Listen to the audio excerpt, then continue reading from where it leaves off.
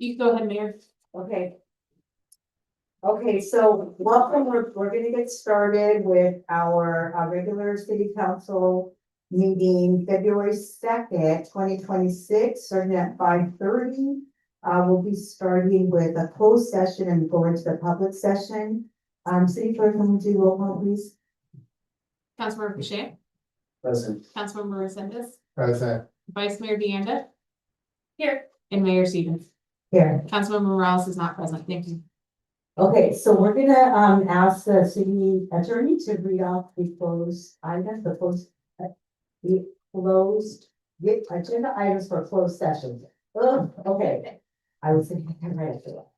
Right, so the city council will meet in closed session to discuss 4 items. The first, conference with legal counsel anticipated litigation pursuant to government code section 54956.9, initiation of litigation. The second item, conference with legal counsel, existing litigation pursuant to government code section 54956.9 D1. The name of the case is Vincent Greenwald versus the city of Hollister unfair practice charge.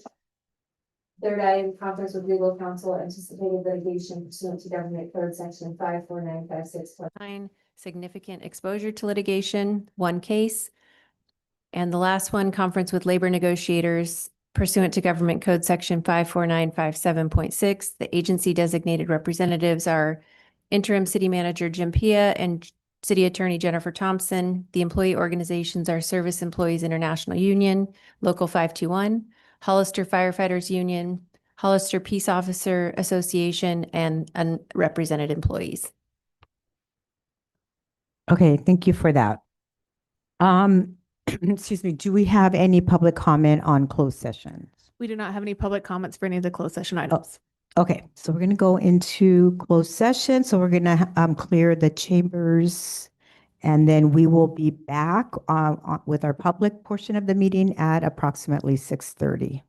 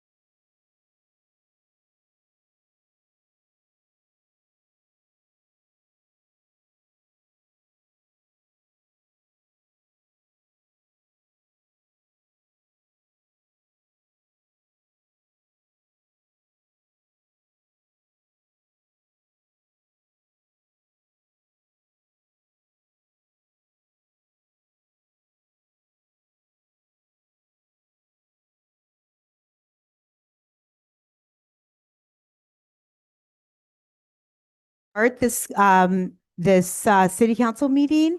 So first of all, let me check in with the city attorney. Anything to report from closed session? Yes, on item 3.1, the city council voted unanimously to initiate a suit related to an affordable housing agreement at 204 Hawkins. Okay, thank you for that report. Okay, so council member, Vice Mayor, Janda, will you lead us in the Pledge of Allegiance, please?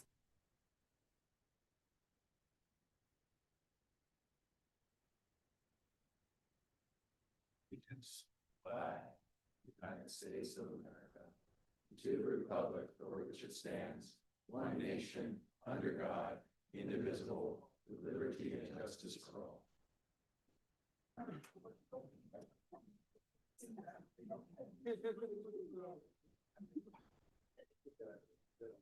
Okay, thank you for that. Okay, so we're going to move into the first public input session. This is a time for anyone to speak on an item that is not on the agenda tonight, but is within the jurisdiction of the council. Speaker cards are available in the lobby, so please complete them and bring them to our city clerk up here. And then when your name is called, please come to the podium, state your name and city for the record, and speak to the city council. If you're joining via Zoom, please click on the bottom of your screen to raise your hand. If you're joining us via Zoom using your cell phone, please press *9. Each speaker will be limited to 3 minutes with a maximum of 30 minutes per subject. Please note that state law prohibits the city council from discussing or taking action on any item. Do we have public comments? Yes, Mayor. Our first speaker is Robin Pollard, to be followed by Jason Noble.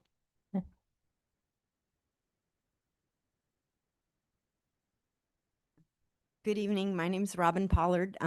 26 years ago, I came before this council and asked them about a community garden, the community garden on Park Hill, as a way of anchoring that land as public land, because there was a rumor in the neighborhood that it was going to be sold. And that's kind of precious property. It has WPA works when it was built by the Department of Forestry, and it's coming up on 100 years. So the garden, I was told to work with staff, and for 25 years staff has ignored us and we've just gardened. And this year I asked about a leaky pipe, which put a spotlight on us. So now the city wants to run the garden at $25 per plot per person. Now we've been using your water, but we also have been giving you value in that we take care of the property. We tell you when something's wrong. We don't ask for, we supply our own plants and soil, and we've looked after the property so that when the homeless decided to do the laundry, we screwed them away. When people decided to have water fights with the hoses, we stopped them from continuing. We have cared and managed the land. It's not always beautiful, but it is loved. So I just wanted to let you know that the first year they asked me for insurance for the garden, and it was $120 for the whole plot. So this idea of you charging $120 per gardener, and there's approximately 12 to 15 plots up there, depending on how you chop them up. I don't think government should be making money. And if anything, you should gladly be paying the water for the care that people have given. So I'm resigning. Don't call me when there's something going on at the community garden. Good night. Okay. Thank you, Ms. Pollard. Next speaker? Our next speaker is Jason Noble, to be followed by Scott McPhail. Good evening, Mayor and Council. My name is Jason Noble. I'm an involved community member, but not with the day-to-day operations of the building and planning departments. Tonight, you're going to hear from just some of those who have been experiencing problems with these departments. Several months ago, I was invited to attend a meeting with Interim City Manager Pia, Assistant City Manager Powell, and Councilwoman Morales. There were about 10 of us asking for the city's help. We recognize Mr. Peel as an interim manager, and we also recognize Ms. Cortez just started her position today. Approximately 2 years ago, around 25 of us met with then city manager Dave Marioni and newly hired assistant manager Powell to have a similar discussion. I'm here tonight to tell you it's only gotten worse, not better, even more so in the last 60 days. Please look at the faces in the room tonight. These are all locals, not Barry Swenson or KB Holmes or Meritage, but locals. We were born here, raised our families here, we went to school here, and we do business here. We don't deserve to be treated so badly by some of your staff. Did you know that some of these staff members are contradicting your very own policies of supporting economic development within our city? Some of the stories I have heard about small business being held up 6 to 12 months and longer trying to get their doors open is just wrong. These people are frustrated and I don't blame them. One of my major concerns is the health and safety of Hollister's residents. As you listen to some of the events about to be told, you can't help but realize people are already doing work without permits because of the length of the time they take to get them and the high cost. I'm asking you to please listen to their messages and then position things for change to be implemented. Thank you for your time. Thank you, Mr. Noble. Next speaker. Our next speaker is Scott McPhail, to be followed by Kim McPhail. Hello, Council. My name is Scott McPhail. I own 1785 San Felipe Road, which you're probably familiar with. That's where the new dispensary is supposed to be going in, which you guys sent me on a fool's errand to remove the red tag that shouldn't be red tagged. There's 2 issues that I was red tagged on, or my tenants were red tagged on, were actually approved in the building permit. And it's just been a show. So I don't even know what the hell to ask you guys or what to do. You know, my tenants have already vacated. I'm about to just give up on the project here in Hollister. And I mean, it's just basically fucked. Everything, Gabriel, Reynoso. I mean, I've been since I think it was December 3rd, or actually it was 6 months prior to that, you gave the dispensary 6 months to fix the red tag. The day after I went to go try to address all this, and I was blackballed 86 by Reynoso out of every building department, cannabis department, planning department. I wasn't allowed to even get any information about my own business, my own building, until I had to come to David Marioni. I don't know what he told you guys, but I was able to get a meeting a few months ago.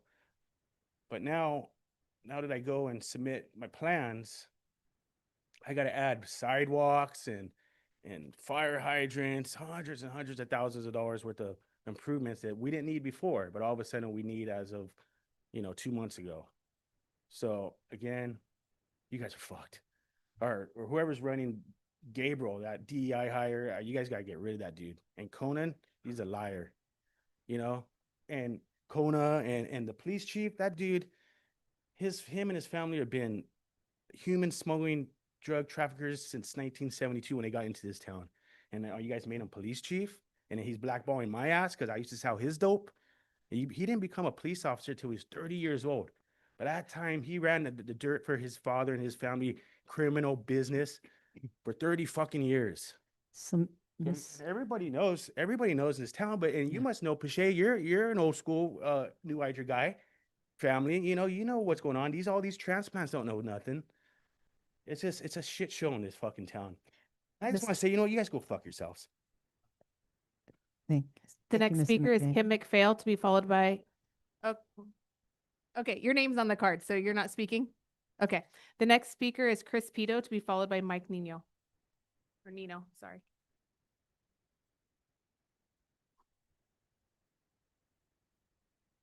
I'd like to thank the mayor, members of council, and staff for giving me an opportunity to speak tonight. My name is Chris Pito. I'm the owner and principal of Fifth Street Development, a ground-up commercial real estate company specializing in tenant-driven daily needs retail projects. I am and have been a development consultant and preferred developer for several publicly traded Fortune 500 companies and have managed and developed over 1 million square feet of ground-up retail in over 30 communities, counties, and unincorporated communities throughout California. The rules and direction from the city of Hollister have been in constant flux because of the city's general plan 2040 update, 6-cycle housing element, ordinance updates, zoning changes, plus as of tonight, there's a third city manager in the past 6 months. After spending over $100,000 in architect, engineering, consultant fees, my entitlement expert was informed last Thursday the city would not accept a planning application. Needless to say, I've been confused and frustrated at my inability to even submit an application for a new project in the city.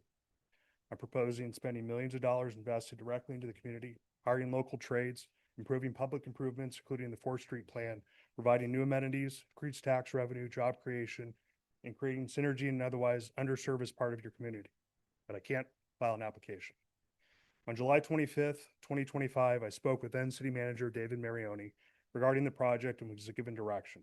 Project is and was zoned mixed use and would be allowed subject to a CUP and site plan architectural review. Last week, my land use expert met with staff and was told the project would require rezone, general plan amendment, and other approvals, and the city cannot accept our application until the general plan update has been adopted, because on August 4th, the council adopted a ban on receiving general plan applications. I'm here to request 4 things.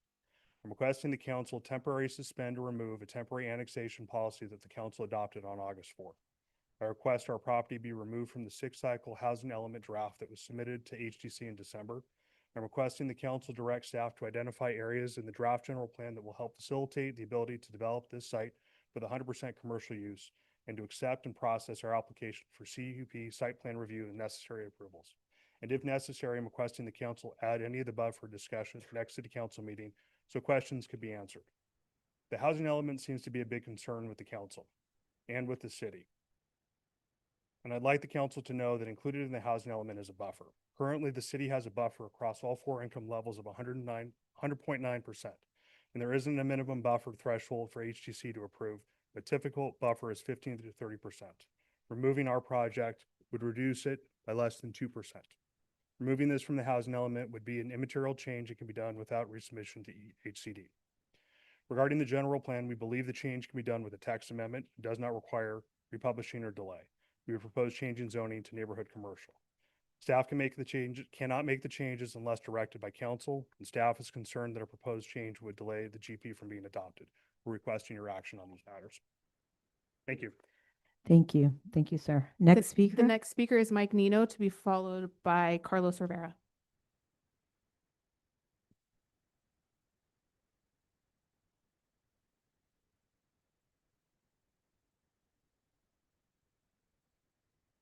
Good evening, members of the council and mayor, and I'd also like to extend a special welcome to our new city manager. My name is Mike Nino, and I live at 111 Best Road in Hollister. Tonight, I'd like to say a few words about the building department. My most recent experience with the building department was concerning the facade update at Heritage Plaza. Although that entire process was extremely frustrating, I want to focus on the experience of one of my tenants, Cita's Cafe. Cita's Cafe moved into the space formerly occupied by Calavera Coffee, who, by the way, moved out because he claimed there was so much trouble getting his coffee roasting operation approved by the building department that he just couldn't take it anymore. Anyway, Cita's Cafe moved in when Calavera moved out. Cita's occupied the exact same space. They made no structural changes to the space whatsoever. No plumbing, no electrical, no changes to the HVAC. All they did was paint, redo the floors, and decorate. They did get all the necessary approvals from the health department. They were informed they needed to get a building permit and submit a professional set of plans for no alterations. The set of plans cost almost $1,000, and the permit was almost $3,000, not to mention the extended time it took. This is not right. As you probably know, all submittals to the building department need to be done by way of an appointment. Recently, my office went to make an appointment, and they were told that there were none available until the end of March, 6 or 7 weeks out. Maybe if the building department would spend a little less time hounding people to get permits that are not necessary, they would have more time to service the people that need appointments.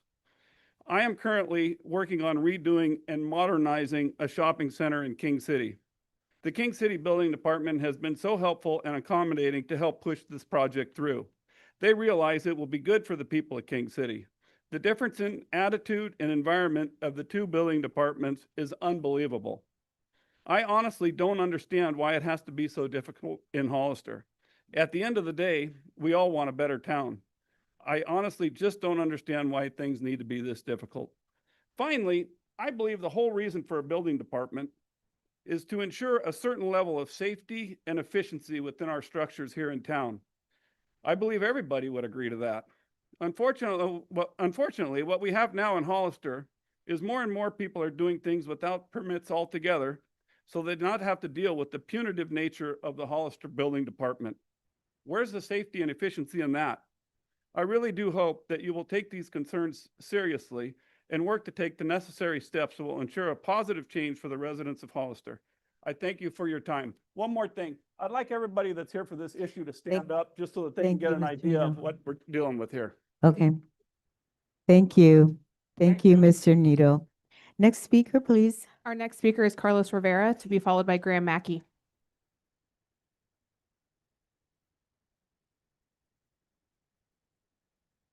Good evening. My name is Carlos Rivera, and I work for K&S Properties, a commercial real estate company here in Hollister. I'd like to welcome the new city manager to Hollister. I wish you the best of luck in your new position. The reason I'm here is to speak tonight is to provide the city council and the new city manager my perspective on the state of affairs of the building department. We currently have projects in various stages of the process. Some we as landlords choose to take on, and others tenants take on the improvements. What I have seen is a process fraught with extensive delays, a fractured submittal process, and communication that is lacking, or information that at times is being miscommunicated to applicants, resulting in further delays. A few examples. We just had a tenant receive a permit after more than 9 months for a simple remodel that was submitted in April of 2025 for a restaurant. We have another remodel project downtown that is still pending and recently crossed the 1-year mark without a permit. In another improvement, it took us approximately 3 months to change out a like-for-like commercial HVAC unit, 3 months for an HVAC unit. We also had to abandon another medical remodel project after much expense on our part due to the long delays with the building department, and instead we opted to rent out the space. There are many other examples, but I believe you get the point. Delays have consequences. Tenants are out money, out time, and are paying rent while they wait for the building department to issue comments, wait for the lengthy process to resubmit, and then wait again several weeks to hear back, only to repeat the process yet again. It's a frustrating exercise in futility. Meanwhile, tenants cannot open their businesses, contractors are on hold and are not being paid, and the city is not collecting any tax revenue. How is this fair? A thorough review of both the building and planning departments needs to be conducted. Measurable goals for improvement need to be outlined and held to, and quite frankly, changes need to be made. Yes, I do have issues with the planning department, but not enough time to share with you tonight. To be frank, city council members and city manager, the situation is bad and needs your immediate attention. This county is one of the fastest growing counties in California. People want to live here. People want to open businesses here, improve space here. Let's make it a more efficient and a more welcoming process for all involved. Thank you. Next speaker, please. The next speaker is Graham Mackey, to be followed by Delia G, I believe. Good evening. My name is Graham Mackey. I'm an executive director with the San Benito Business Council. I've been in this position for 40 years. So I've seen a lot happen in the city. But basically, I'm here tonight to wish Ana Cortez a warm welcome. And we, as a business council, our main goals are to promote new business and to help existing business flourish. So we look forward to supporting the city council, the mayor, and Anna in trying to achieve those goals. We represent 50 companies and about 6,000 employees. So we have experience. I've actually worked in businesses here since 1979, so I know the city. Other people that are members of the Business Council understand how to run a business. So I would like to offer our assistance in any way to help resolve some of these problems. Thank you. Thank you, sir. Next speaker. The next speaker is Delia G. Sorry, I couldn't read the last name, followed by Rob Bernowski. Gutierrez. Thank you. Good evening. Welcome to our beautiful town. And we want it to stay beautiful.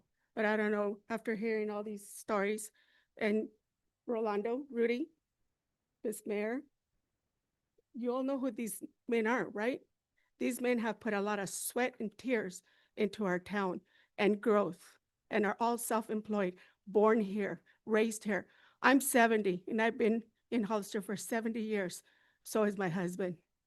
We're self-employed, been contractors for over 40 years. But let me tell you a quick little story about the city building department besides theirs. When I first submitted my plans, I was harassed by Kono. Kono overlooking upon my plans, making negative remarks, stating how whoever drafted these plans didn't know what the hell they were doing. I was submitting my plans to Michelle for the first time. He kept coming from his room to my plans, coming like a hound dog, this way, like a hyena, back and forth. I finally said to him, because he put his shoulder on me and said, "Who are you?" He says, "I'm an inspector." I said, "Stay away from my plans." So he left, came back 3 more times, frustrating Michelle and me. So then, this is what he did. He said, for the 5th time, again, stating to me, "I'm an electrical contractor.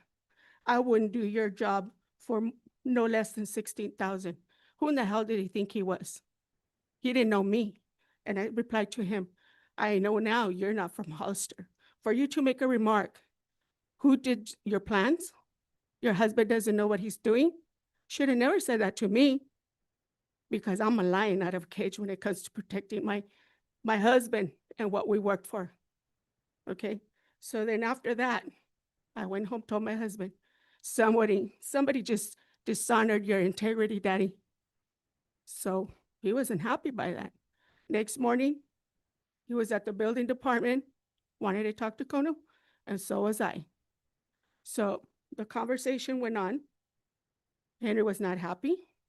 So then Kono has the nerve to say what he said, okay? Next morning, we go back because Henry's not a fighting type. I am. So he apologized to Kono. And then in that moment, Gabriel walks in, trying to diffuse what he doesn't know what the heck. Finally, he says, "Oh," to Henry, "Oh, well, he's just trying to help you. How are you helping me?" So what Kono said to my husband, "Let me please finish Thank you, this." Ms. Gutierrez. No, I'm sorry, but we're going to give everybody 3. I was mad. Ms. Gutierrez, please, yeah, thank you. And please reach out to any of us to talk more about that incident, but we appreciate your comment. Thank you so much. Next speaker. Our next speaker is Rob Bernowski, to be followed by John Coulter.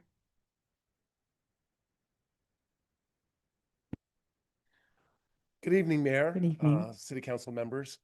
So 2 topics. First is, I don't know, I didn't follow it that closely, but I am so grateful that we have a great fire department. I was recently involved in a very serious accident, and the response time was incredible, how they took care of me. More importantly, my wife, who was not involved except to manage my personal belongings and the dog that was in my car. And I thank you greatly for that. Government is working when that happens. And welcome Anna, Ms. Cortez. But I am here over the planning department. I recently opened up a business, and I've never done anything with the planning department before. So I was new to the process. But what was most frustrating to me, everybody I came in contact was very nice and friendly. But I would get one set of instructions: bring a drawing on this size paper, or you just had to do this. I would go back, and of course, they always wanted an appointment, and then say, oh no, it has to be on 11 by 17 paper and things like that. The rules just kept constantly changing. And I'm one of the individuals where I took a medical space building and did nothing, zero tenant improvements. I didn't even do the flooring. I did paint, but I was forced to go through the building permit process, even though I kept saying, I'm not building anything. I'm not even adding shelving or anything. I am just taking from one medical office to another. And yet I had to jump through all the hoops that all these people are talking about. But what was most frustrating is after I had the building permit, they said, well, now you need an occupancy permit. I'm going, what? And I said, where's the application for that? Well, and I'm looking on the wall, there was none. And they said, well, it really is this building permit. And I'm just going, how can you throw that wrench in at the last minute? Because I was paying rent to Carlos's principals. So again, something has to change with this regard, because the one thing that I know is, except for one employee, every single one of my employees was working somewhere else out of town, and now they're working in town. They're off the roads and they're being productive here. So Mrs. Cortez, I really want you to look into this, because I'm just a CFO, no building at all, but I do have some government experience, and I am married to a government official. And I got to tell you, there's something horribly, horribly wrong. Not maybe with the individuals, but with the process, because when the rules are constantly shifting, somebody like me can't invest the several $100,000s in capital that it's taking to build this business up from the ground up. So thank you very much for listening. Thank you, Mr. Bernowski. Next speaker, please. The next speaker is John Coulter, to be followed by Jose Villalpando.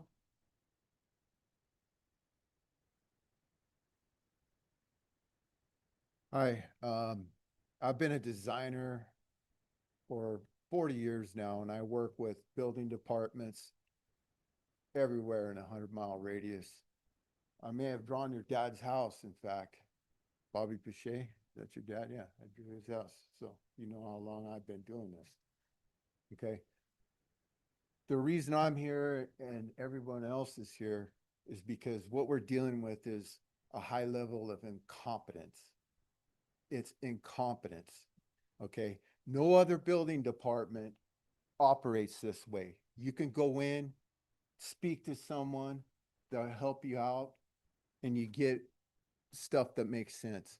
In this building department, you get none of that.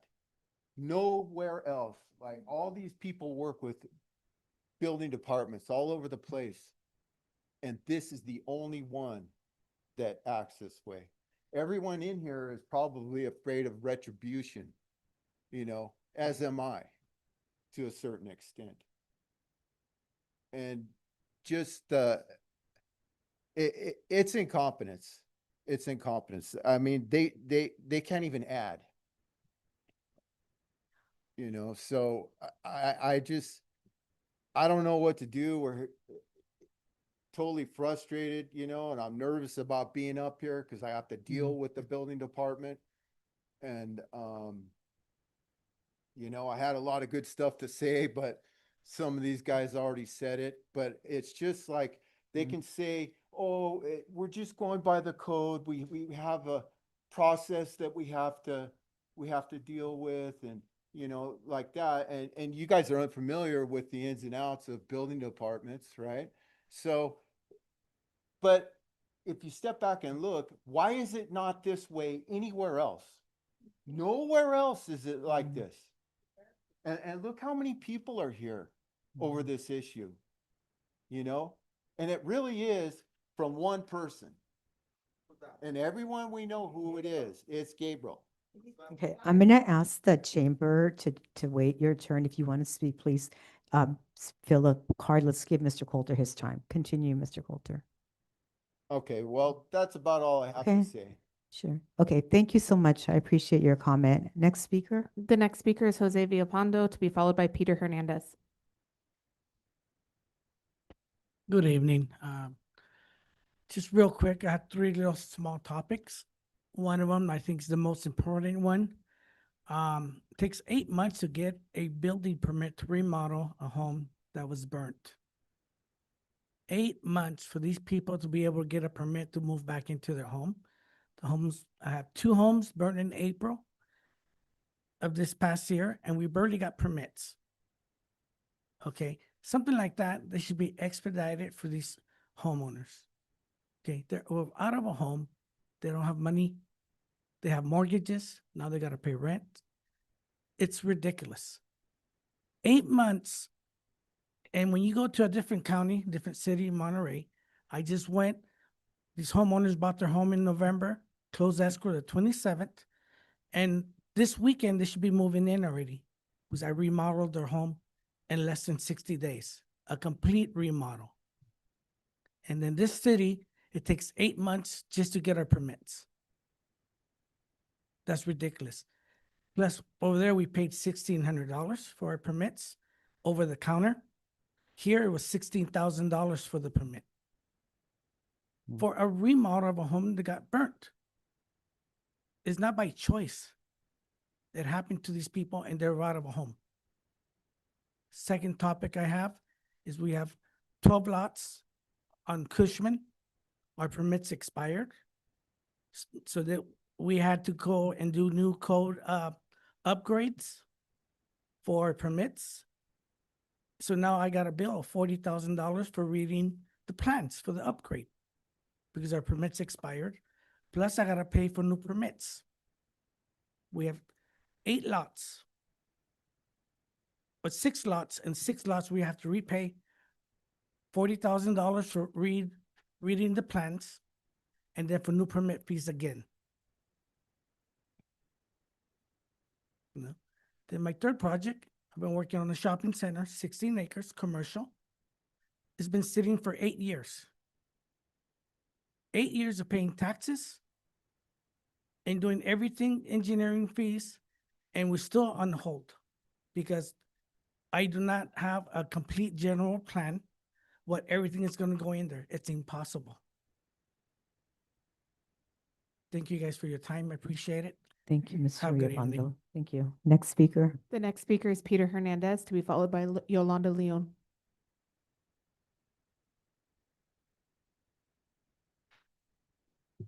Is Mr. Hernandez on Zoom? Okay.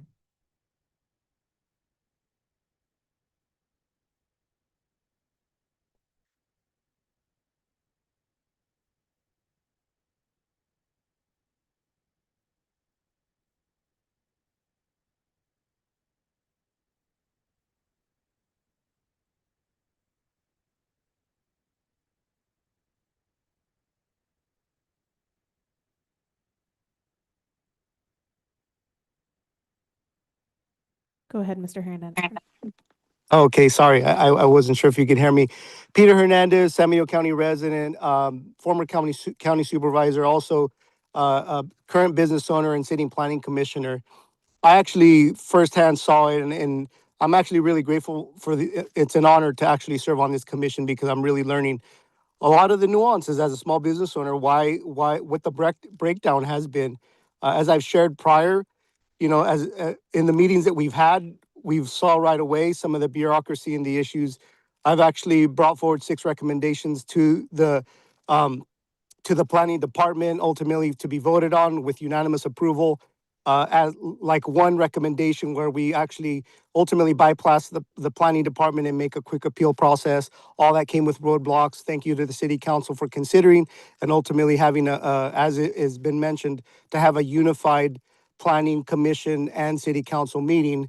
I really do believe we need to expedite that meeting. We need to bring this conversation into a full circle with more input and ultimately definitely input from the people that are in charge. Because I can tell you, as I've actually entered to even consider things to upgrade in my own business, you don't even have a planner that's available to the public. You have to go through an email. That email process is into a general mailbox. You're lucky if they reach out to you within a week, sometimes even 2 weeks. And all it is a back and forth. Literally, I started January 9th to do a permit application for a roaster in my own business.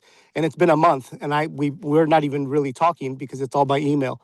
So it's very broken. One thing that I also think needs to be a highlight is the fact that you outsource to 4-leaf. I really do believe that's a big part of the SOAR issue.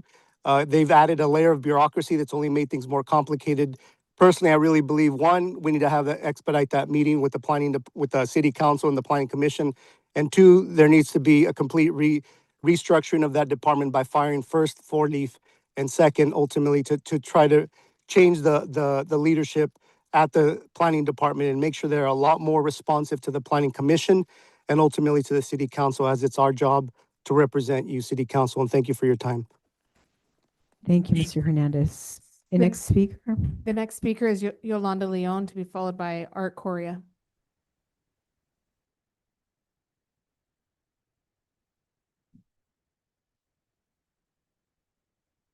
Good evening. Evening. So I'm here to talk about the process. So I was doing a little research and I was researching the law, which I'd love to research law. So what I found was there's the Assembly Bill 2234. So that was enacted in 2023. And so that bill was enacted and the intent was it to eliminate unnecessary delays in the planning process. So this is kind of what's happening right now. There are a lot of unnecessary delays occurring. There's another one called the Government Code Section 65943. So that one is the intent of that one was to streamline the permitting process. So what I'm hearing is we are not in compliance with those laws. So and from what I'm also understanding is we are probably the only county that is not in compliance with that law. So that's a real concern. I think that should be a concern to you as a city. So according to Government Code Section 65943, the city has 30 days to complete the permitting process. So the problem that we're having most recently is, which was mentioned earlier, is just to get the permit submitted is taking more than 30 days. So again, the intent of the law is to eliminate unnecessary delays. So we're basically undermining the intent of the law by not allowing us to even submit the application in order to start the clock on the 30 days. So my request would be for you to all to research the law. And I would hope that the city would want to be in compliance with the state law. That's basically all I'm asking. Thank you, Ms. Leon. Next speaker. The next speaker is Art. The next speaker is Art Correa, to be followed by Joe Tanasha.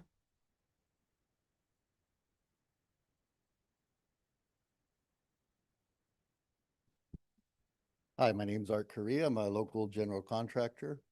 Hello all. I'm here mainly to talk about, my customers, clients. I'm a small contractor, been here all my life. And one thing I've been addressing lately, I build homes from ground up, as well as swimming pools.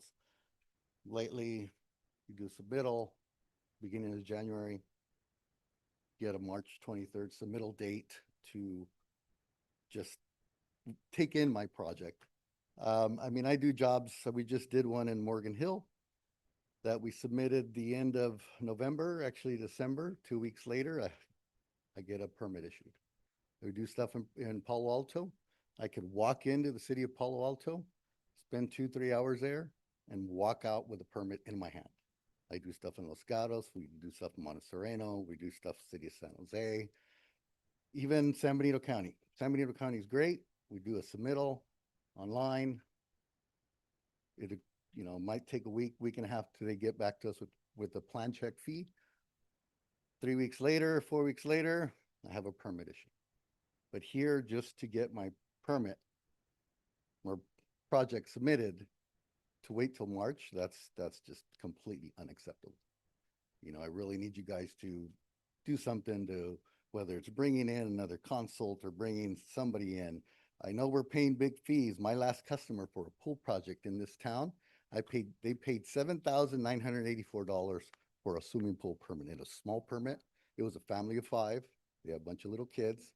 They paid $8,000 basically for their pool permit. Morgan Hill, $3,200. City of San Benito County, $2,800. The same thing, same exact size and everything. So there's just, hopefully you guys could do something about that. Thank you, Mr. Correa. Next speaker. Our next speaker is Joe Tanasha.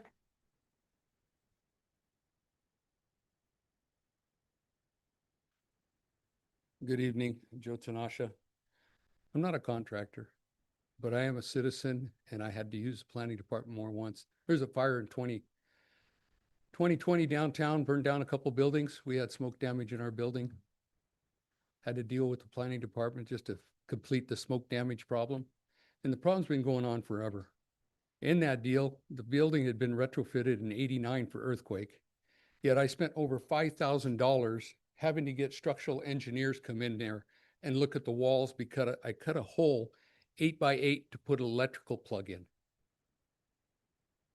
I had to they had to inspect the front. I wanted to change the front of the building, not change the front of the building. I wanted to repaint it, leave the shape because it has the old shape, and move the door. That was going to take 8 to 12 months and $20,000. We didn't do it. We should have. And then we couldn't even open the business because I needed a special strap for a drain pipe for a sink. Went out to Ferguson. They had to look it up. Never sold one in San Benito County before. We got it. Took us a couple weeks to get it. We put it on. The next inspector walked in and goes, "What the hell's that?" So it's been going on for a while. Now, I put an application in on the general plan.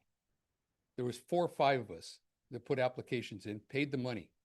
You guys kicked us out and wouldn't refund us our money, $5,500. It was a map.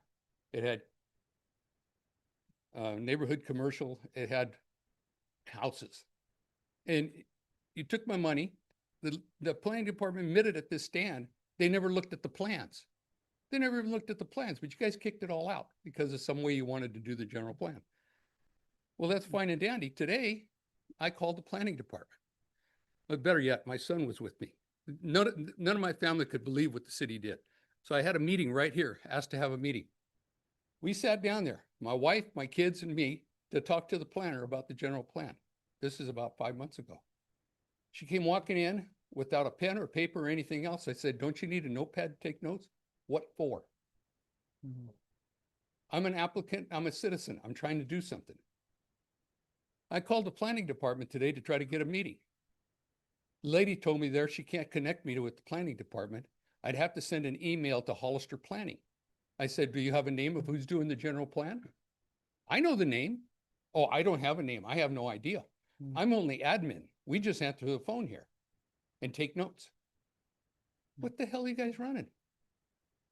I'm glad I don't run my business that way. There's the crust of the whole problem. But when a citizen can't even get to the bottom line. Thank you, Mr. Tanasha. Next speaker. Our next speaker is Julio Noriega. Hello, Julio Noriega. Hi, Ana Cortez. Welcome to Hollister. Special shout out to Jim Pia. Bertha Reyes over there couldn't move in her burnt house for 6 years, going on 7. Rudy, I contacted you about. Thank you very much for taking that. Jim helped us to get some stuff moving along. Thank you very much, Jim. Unbelievable. He's the only one that could get it done. Without him, forget about it. The building department was lying to him, so they couldn't move in. Unbelievable. Miriam, she got a permit for an ADU. She wants her money back. Can you guys note that, please? She's not going to build it. She's scared of Gabriel Martinez. Who here feels they've been mistreated by the building department? Say aye. Who here feels they've been mistreated by Gabriel Martinez? Say aye. I can't hear you. I can't hear you. Anna, welcome to Hollister. Mayor, Roland, Rudy, I heard some super good things about you. You come from a really good family. Deanda, hello. Please help us, guys. This is terrible. 31 years in construction, never had to come up here and complain. It feels weird. Hey, they're being mean to me. Help me. Feels like I'm in high school or first grade. Miriam, are you going to build an ADU? She's scared of Gabriel Martinez. Who knows Gabriel Martinez in here? Wow, he's popular. Interesting. Jim, thank you so much for working with us. He's the only guy that can make it happen. Without him, unbelievable.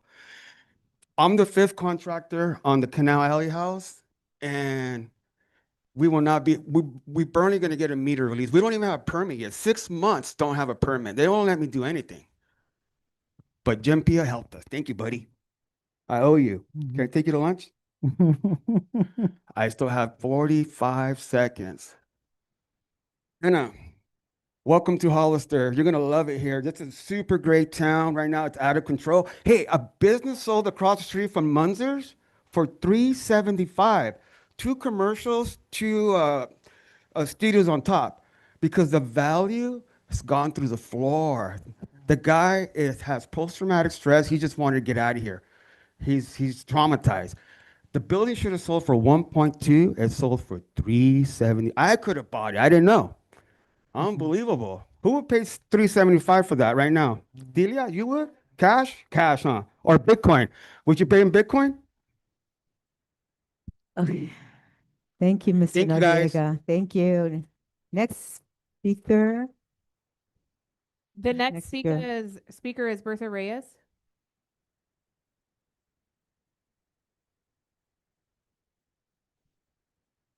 Good evening. My name is Bertha, and I used to live in Canal Alley. The house has had I have a crash on my throat, sorry. Minor fire, and it's been 5 years, and I still haven't been able to move in. Every time we hire a contractor, the permits expire because they never pass the inspections, but they always do what they're asked to do. But every time they go to inspect it, somebody says the law changed and they have to do something else.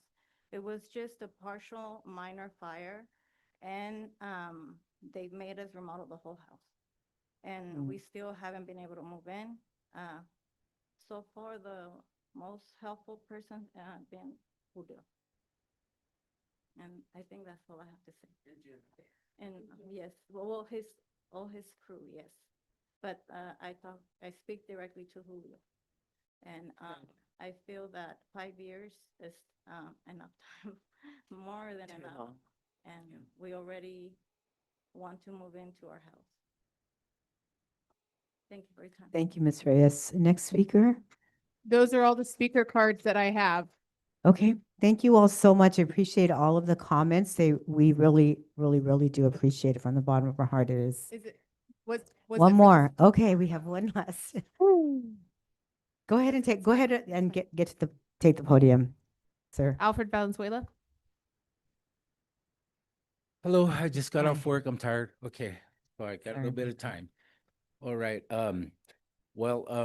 Jim DeMonica had ordered us to put 2 20,000-gallon tanks of water on 1500 Nash Road, and now they're telling us that we are a disadvantaged well.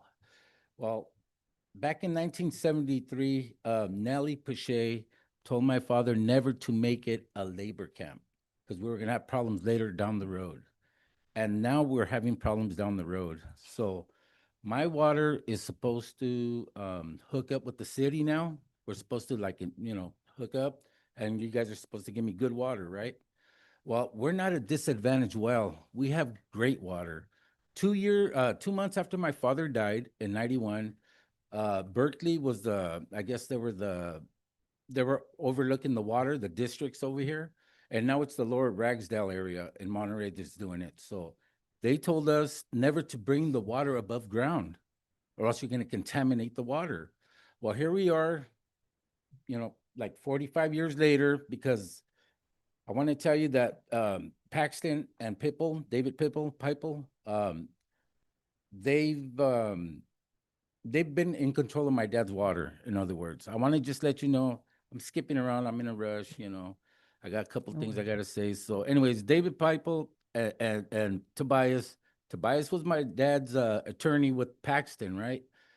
They were the water lawyers of the county, and they never advised my father what to do with his water. We have a water transmission pipeline in front of 1440 Nash Road.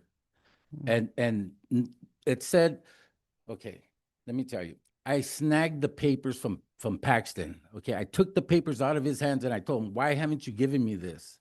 20 years after my dad died, I go, why haven't you given me this? Why are you holding it? So that's how I found out about the 40-year agenda with my father's water.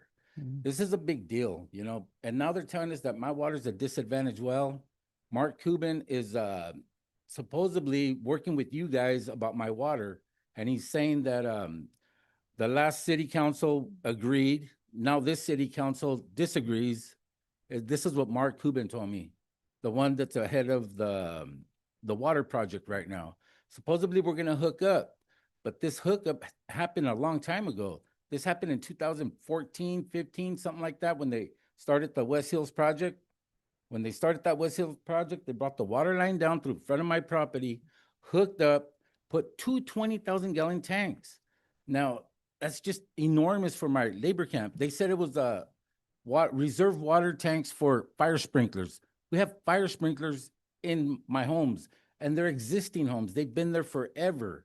It wasn't a law back then to put it. Thank you. Mr. I Valenzuela. wish I had more time. Yeah, go ahead and please reach out to any of us on the council or to Ms. Cortez about more information on your issue. Okay, yeah. Our Thank you next so, speaker is Miriam. Miriam. Well, my name is Miriam Castillo. Lower more? Yeah, you're short. Uh-oh, you're telling me the truth. Anyway, I'm here, I'm on behalf, oh, good evening, all of you. Good evening. On behalf of, Ms. Maria Cortez, is the person who lives, at Canal. And I've been working with Julio, who called me to help him with this issue. As you can see, I'm a senior, and I'm advocated for Ms. Cortez because she has been out of her house for how many years? 5 or 7? I don't even know. 7, creo. So she has been out of her house for so long. Yet she pays taxes. Yet she's from house to house because she doesn't have a place. Also, she is unable to help even her relatives. One of her sisters passed away because she was in hospice, and she could not even have her sister die at home because she had not a home. How can that be possible that they can be doing this to a senior, to an elderly? She's 72 years old, am I right? 72 years old and from house to house, basically homeless. Where is the heart for all the people who are involved in these issues? What is it? Don't you all have mothers? Don't you all need to take care of the needs of people? That's why you're all here to represent them, to represent all of us. Please do something. And I also trying to build the EDU, and I cannot go through it because of all these hassles. I had to borrow money to be able to have this project done. Then I cannot do it because it's impossible with all these laws that change all the time. Not only that, when I started the process, nobody gave me a list of things that needed to be done. Go here and pay 3,000, 5,000. I spent like about, how much? About 30 grand. And I cannot even build a unit. I'm not a rich woman. I'm borrowing money from the bank, and the bank cannot even give me money because I don't have the means for it. So what is happening? We're trying to do something with our lives. We cannot do anything here. And we pay taxes. I volunteer. I try to save everything I can to make this town better.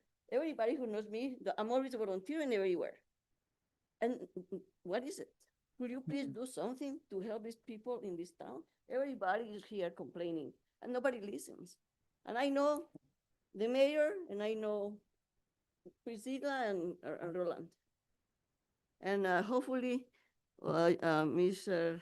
Cortez. Cortez, you'll be able to do something. Thank you so much. Thank you. Thank you so much.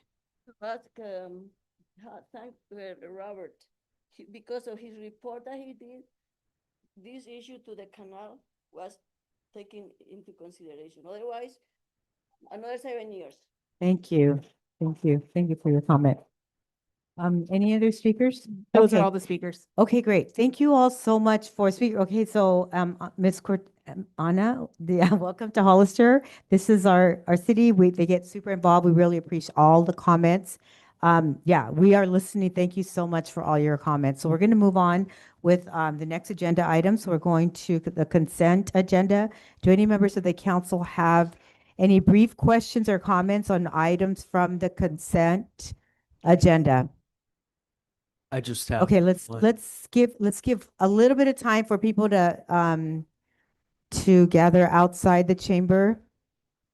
Okay, I'm gonna ask people to have their conversations out in the lobby so we can continue with our agenda. Okay, so can we have some silence in the chamber so we can continue with our agenda, please? Okay, thank you all. Thank you for your cooperation. I really appreciate it. Okay, so we're going to move on to the consent agenda. And so do any council members have any brief questions or comments on the consent agenda? Councilmember Piche, you had a question or a brief comment? Yeah, I just had a brief comment ahead. for agenda item 7.5. It's about banning a platform that was meant to be, help us with all of these issues. It's a bummer that everybody's walking out right when we're talking about something that is pertinent to what we were just talking about. But enterprise resource planning software helps businesses and municipalities like ours plan and do running their businesses. And we had a overly complicated, large scale, difficult to implement ERP solution, and staff just identified that it was just way too complicated. We need something that's easier to implement, more focused, that can integrate across departments, be easier for the public to access and use as far as bill pays, paying for permits and fees and things like that. So I just wanted to give some kudos to staff because this is a great opportunity by abandoning software that we couldn't even implement, couldn't use. For 4 years, cost us about $1 million. It's $250,000 per year. Better now than in the future. So I honestly feel a little bit sheepish, that we've been through 2 and we're on our 3rd city manager in a year. Well, we had an interim city manager, just to be really clear, right? As we were hiring, so we've Counting had the to. full city manager. Yeah, I mean, we had to use it. We had to have an interim as we were hiring. Right. So, yeah. But I feel sheepish that I didn't ask questions like, after going through a year of tumultuous financial times, how did I not think to ask the question, how can we be leaner? How can we be more efficient? How can we continuously improve our town? And it reminded me of a guy named Edward. Council, can I just thank you. interrupt you? Because this is a time for brief comments. So if you would like, we can just pull the item. Would you like to just pull the item, then we have more time to I talk actually about it? just wanted to make that comment. Okay. Great job to city staff for identifying this Mm-hmm. and give us an opportunity to remove it off of the budget, saving $250,000 per year. And I would like us all to remember Edwards Deming and Kaizen, which is a form of continuous improvement, and identify other ways at every level of this city, this staff. We can find other ways to become more efficient, save money, save effort, and continuously improve our city at every level of our organization. Every employee can find ways at every single day. Minor improvements can over time yield major results. And this was a big one. Okay. But I feel like we need to implement our own Kaizen, our own continuous improvement program. Okay, thank you for that comment. Yeah, always looking for ways to be leaner. And I think that actually was our interim city manager that found this. That I'm gonna say big thank you to Mr. Pia. Other questions, brief questions or comments from the council? Let me check on this side. No. Okay, I'm gonna move to public comment. Do we have any speaker cards for this item? No speaker cards for any of the consent agenda items. Okay, so if we could bring it back to the council. Any other quick questions, or can I entertain a motion? Move to adopt. A second. All in favor? Aye. Any opposed? Yeah, okay, we're gonna move on to our next item. Let me get to the right place. Sorry about this. So we're gonna go to item 8.1, update sewer reclamation facility odor issue. Can we have a staff report, please? Good evening, Mayor. Good evening. Council. My name is Javier Hernandez. I'm the new Public Works Director. Anna and I are kind of, back to back joining here. Congratulations on your promotion, by the way, Mr. Hernandez. Thank Appreciate you. it. So I just want to give you guys I know that it's become a concern of late, and there's been a lot of questions kind of floating around regarding the smells at the domestic wastewater treatment plant. So we just put a quick little presentation together to kind of give you where we started, where we're at, and where we're going here in the near future. So again, the concerns were brought to our attention, and it's something that we've actively been working with our consultant. We had several changing characteristics that happened at the wastewater treatment plant starting mid-year last year with the addition of San Juan Bautista, and then as the plant adapted to that, and then we had the rain season, we had that rain event that was kind of detrimental to the plant a little bit. So we've been catching up, and our consultants themselves have been kind of making some headway in this. But this update is going to provide you current conditions, actions that are underway, and what residents can expect here in the near future. So what we've done, and you could probably see this adjacent to the road there, we've brought in some rain for rent equipment that's helping with the initial screening that for the plant. So this was necessary because we were noticing a lot of towels and wipes and stuff that were getting by the system, and it was causing issues there. So that was brought in to help alleviate some of the issue. Additionally, the SSB pond has stagnant water. So we initially was designed for 8 aerators, and we're currently down to 3. We're being proactive. The Veolia is bringing in 3 additional oversized aerators, and they should be in here by mid-month this February. So that's going to help with that issue. In addition to that, with the assistance of Mr. Pia here, we purchased a 40 horsepower pump. It's a chopper pump that's going to help us move towards removing that rain for rent equipment that's at the headworks. And then also in February, we're going to bring to your consideration the purchase of 2 additional pumps. So we have a 3-pump system at the headworks, and so those pumps have just lived their life already.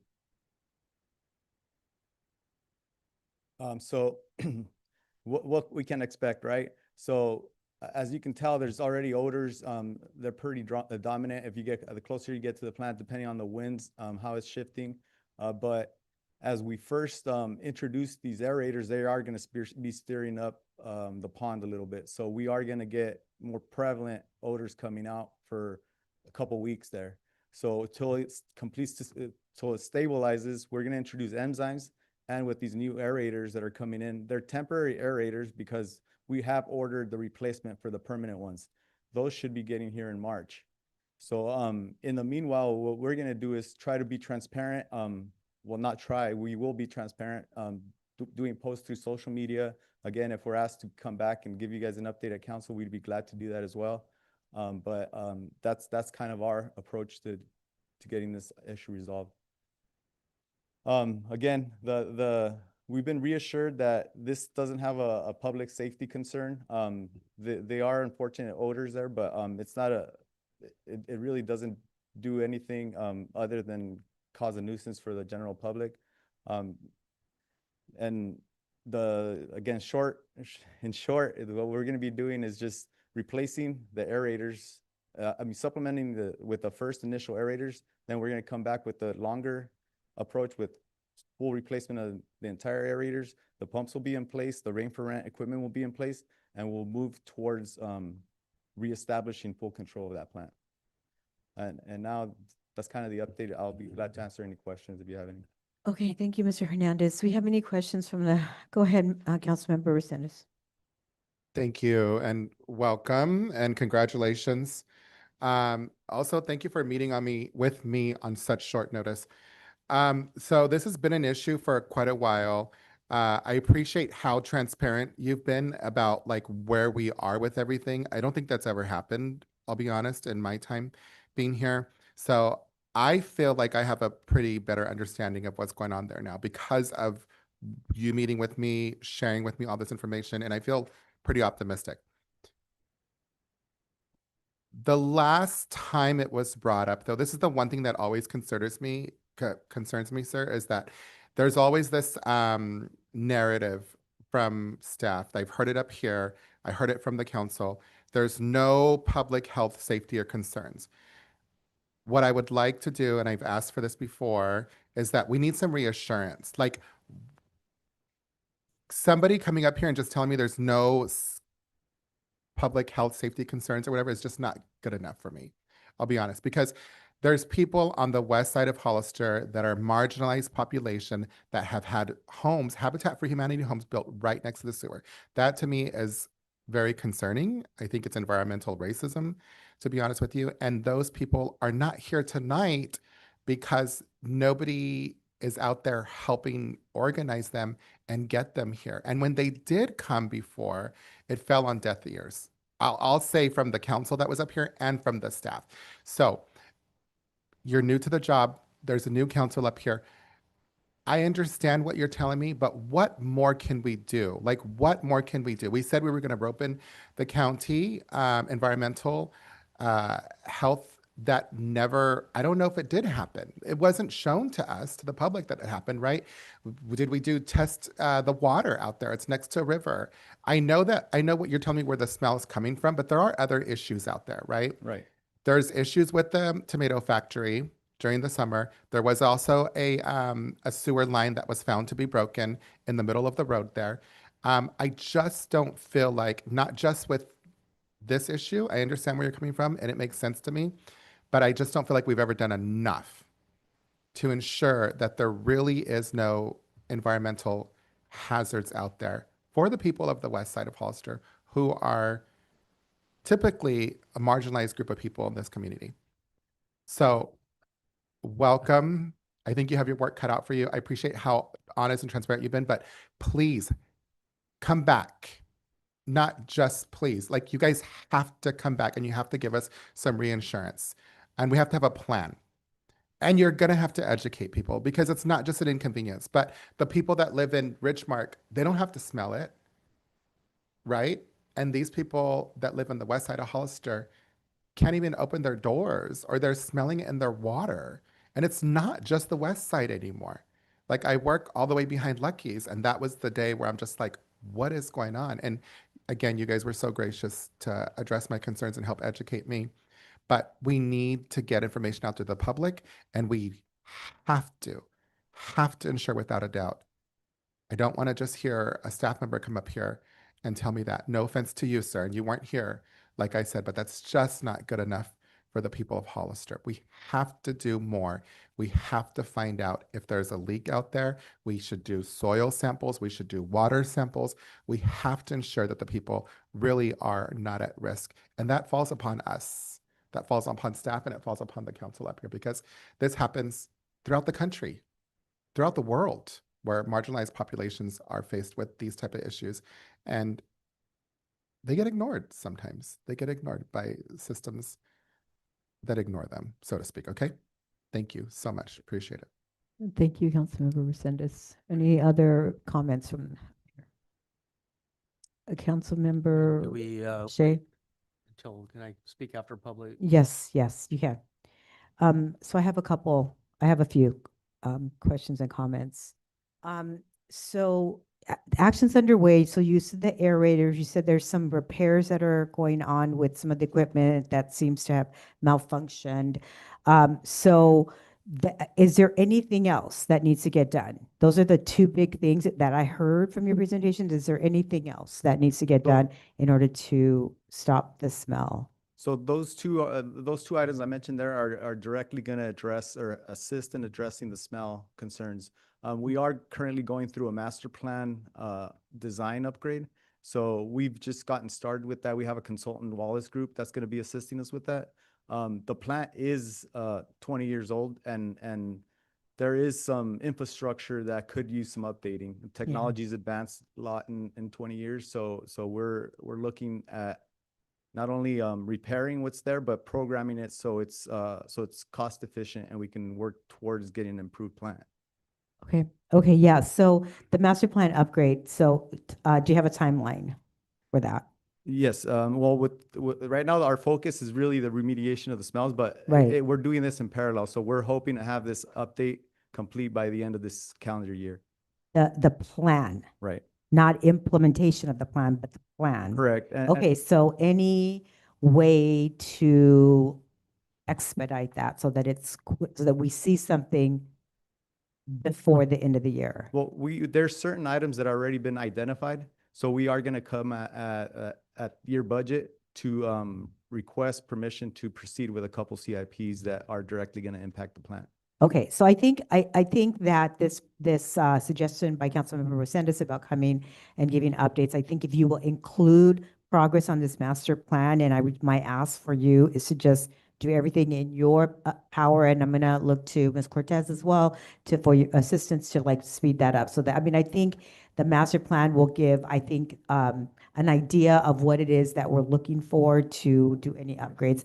I'm really glad that you mentioned infrastructure. I mean, part of the reason why many of us here on the dais were during I'll just speak to like during the campaign early on in our term, we were so concerned with growth was because we know that our infrastructure is failing and that we need to do upgrades, and continuing to grow at the rate that we were growing was not going to be sustainable with the infrastructure that we have. Plus, we aren't getting any kinds of funding or any other supports from other entities like the state or federal government that will help us to pay for some of the infrastructure improvements. So that was a big major concern. But this master plan, I think, will give us a better idea of what we're what we need and what we're looking for. And this also will help to inform those like at the state level when they are pressuring us to build more houses, and we simply can't support that. So anyway, that's just my own little aside. Second question. Prevention. So, I mean, obviously, I appreciate your reacting to this, responding to it, working on this, trying to get a handle on this. But really, what we need is how do we prevent this? Because we know that even though this year seems to be a little bit worse than other years, that this is a constant struggle, and especially in that side of town. So what can we do so that next year, well, and in the summer for that matter, we are back here again having questions about the odors? Right. Well, I mean, we have had some change in staffing. So the wastewater treatment plant is a priority of ours at Public Works. So just with the investment of not only master planning, but also these improvements that came up under my watch, it's something that we're having constant meetings. We're meeting with the operators there on a weekly basis, sometimes 2 to 3 times a week. So just the continued effort, we got to value our assets, right? And so this wastewater treatment plant is one of our biggest ones. So we got to make sure that we maintain that. Yeah. Okay. So I want you to keep that in mind as you're working on the master plan, that it's not simply about how do we improve the system or how do we, fix what's broken currently, but that we're looking for ways of, like we have like a section that says prevention, like how are we preventing this? It just seems like there should be a way to just avoid it altogether. So let's look for ways to do that. The other thing you said that something about the odor will be like gradually decreasing, and that they're for a short period of time. You said a couple of weeks. So are you literally meaning 2 weeks time, if we only have to deal with this for 2 more weeks and then we're good, did you mean that literally, or what is it that you're talking about in terms of short term for this odor to slowly go away? So sorry if I wasn't too clear, okay. but around Valentine's weekend is when we should have the aerators in place. So But the odors will still be there until the they'll be- aerators are fully functioning. Is they'll that have- right? Correct. And even Okay. after the aerators are probably going to get a little worse before they get better. So we're Okay. looking into mid-March when we'll start noticing the Okay, dissipation. so it's not a couple of weeks, it's gonna be more like a couple of months before we start to see improvement. Month and a half. Okay, I mean, I think that's really crucial, and if there's anything, again, that you can do to expedite that, please do that. Just Madam- because 2 months is like not, did you have a comment, Ms. Yes, Cortez? Madam Mayor, members of the council, and I think that communicating this, managing expectations Mhm. of the folks that live in this area will be also very important. We Yeah. can talk about timelines here, but the ones who are really affected are the ones that need to know Right. what to expect. Yeah, so And what to that's. call if things are getting really, really bad. Right, so I think the clarification about the couple of weeks, because if people heard the couple of weeks, they'd be, oh, like, oh, in 2 more weeks, this should be fine. So I agree, like, let's make sure that we're informing the public, and I do appreciate your full transparency on this, so let's continue to do that, but be really careful. I mean, I think we have to, thank you for that reminder that we want to manage expectation, we also want to get information. And then finally, I also had a big question mark when you said no health concerns, and I appreciate that because I think that there are some standards that maybe whoever it is that's evaluating any of the concerns are, that's what they live by, right? It's the standards, they measure that standard. However, I do worry that there could be some, especially when you look at, and I don't know if this is the right word for it, but this is how I've heard it described, that there's sludge, right? That's just floating. And it's like more, you can see it more now than ever. So it's a huge layer of sludge. That does not seem to me like that it's healthy. So even though you can, in a slide, say there's no health concerns, I do agree with Councilmember Resendez that we need to get more detailed information because that just does not seem like, it doesn't, to me, it doesn't, I want to say pass the snuff test. I mean, that's probably not the right terminology to use for this issue, but however, it did like common sense. I mean, there's something off about that. So I want us, again, in all, effort to be transparent, let's make sure that we're informing the public about what are the standards, the health standards that we're measuring when we say there's no health concerns, and there might be others that maybe we are not considering that we want, but we want to be like comprehensive as we are evaluating this as well as very transparent to the public. Right, we're in direct dialogue with the regional board and also MBARD, who is Yeah, overseeing. so maybe when you come for an update, Mr. Hernandez, some information about what the health standards are that are being measured. So when we say there's no health concerns, then the public really knows what we're talking about. Okay, so that's it. I'm done with that. And so I'm gonna check again with my fellow council members, any questions or comments, and then I'm gonna move to public comment. Go ahead, Mr. Resendez. Thank you. I got carried away on my environmental racism and environmental injustice horse, but I do have some other things that the mayor reminded me of. So we have not been keeping up with the sludge. Like, what are we looking at as far as sludge wise? That sludge should have been getting removed either annually, biannually, and it has not gotten done in years. From my recollection, it costs like millions of dollars to remove the sludge. So we've got to talk about the sludge. We have not removed the sludge in years. And what's the estimated cost to get it out? The last time we removed the sludge was 2022. Uh-huh. And typically, my understanding, of course, this is, limited 3 to time. 5 million each time. Last time it cost us $2.7 million. Okay. And then what is our, because I know we have an impact fee that's dedicated to the sewer, right? Correct. How healthy is it? What's the number in there right now? I couldn't provide an exact number on that. We need to know. Right. Because obviously, like, we're talking millions of dollars here. Correct. So we need to know that. We need to know how much the sludge removal is going to cost. We've got to get the sludge removed on top of all of this other stuff. When you're talking about the master plan, I know the last EIR, when we talked about this 3 years ago, was 17 years ago. So it's 20 years old. Are you doing a new EIR or are you doing a master plan? I mean, I guess you're doing a master plan. It's not an Initially, EIR, right? Right. So we haven't done a master plan? I Does it include an EIR? Rod, I see you shaking your head. Please feel free to jump in, sir. You've got to get on the mic. yes, we have done master plans. This is, you sequentially update master plans occasionally, and we're overdue. So Okay. we're going to do an update of our master. Okay. Okay. And what, a couple more things, Mayor. So just so you guys are clear, like the public is clear and staff knows this, maybe not Ms. Cortez yet, she just got here. And the council might not know there's different times that we've had different smells, okay? Right now, it's the domestic water plant. It's the one going out to San Juan Bautista. You guys realize that. The infrastructure there is not up to par. In fact, the infrastructure was expanded for more development, but all of the other challenges that come along with maintaining a sewer were not taken care of. So we need to find out how much it's going to cost us to take care of it, right? That's what happened with the last council. Aside from that,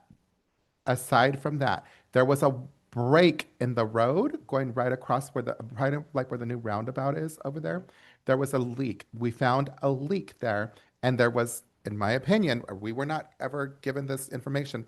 There was never enough transparency or coming back with letting us know, was that an environmental hazard? Was there any impacts from that sewer break? We were told no, but we were never given the parameters, so to speak, like the mayor said. That was another smell.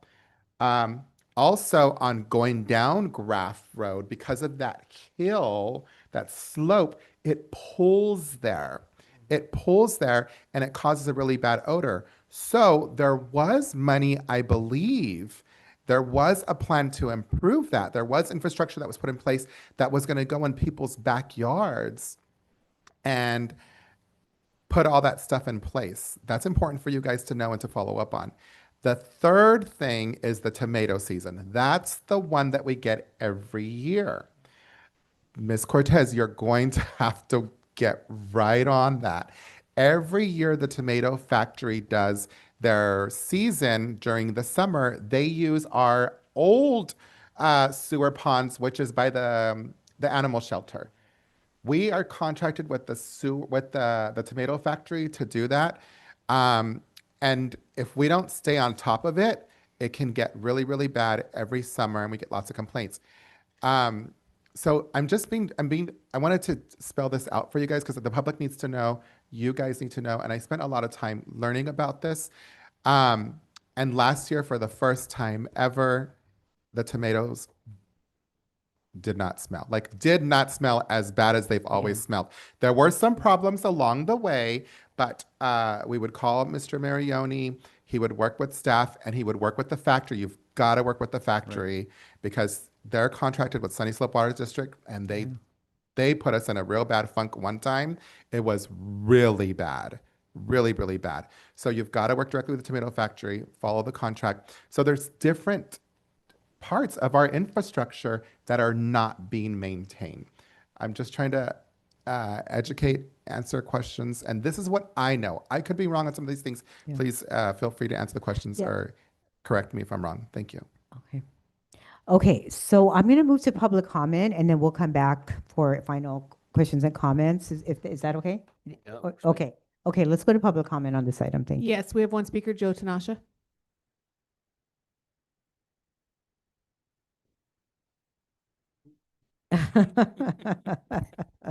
Okay, I'm Joe Tanasha. This is what I came to comment on. You guys got to do something about that plant.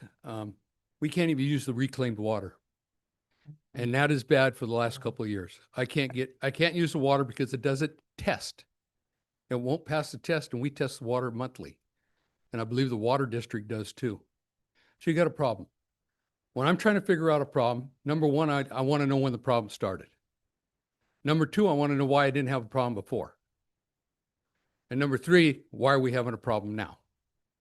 And I think you guys need to look back on how the plant was run before, who was running it. I think you might want to look at finding somebody else and get things cleaned up.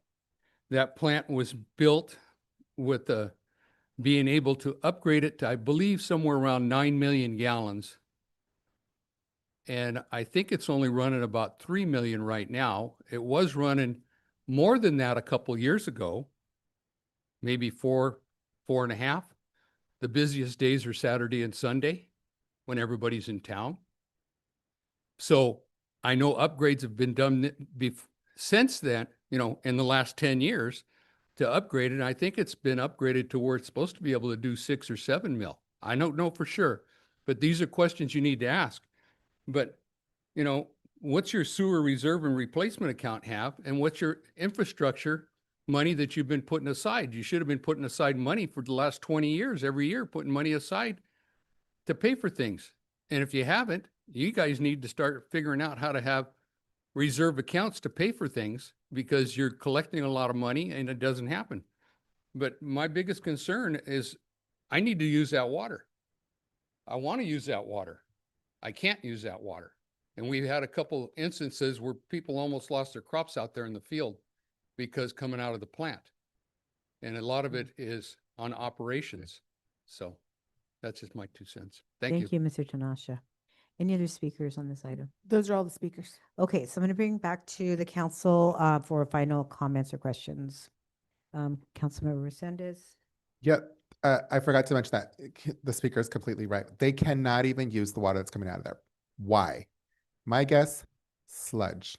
So that's just a guess. First important thing is we need to find out how much is in that fund. We need to know how much is in that fund. And then hats off to you guys. You guys are going to have to attack this in a multi-prong approach. And you just started working for us. So we appreciate you guys. I appreciate the work that you've done for me. I appreciate how transparent you've been in the first time I've ever even met you. So thank you guys. Please come back. Let us know these answers. And we appreciate the work that you guys are doing out there. We need to educate the public as well, because they are not going to be happy. Thanks. Thank you. Thank you. Councilmember Pache, you had a comment?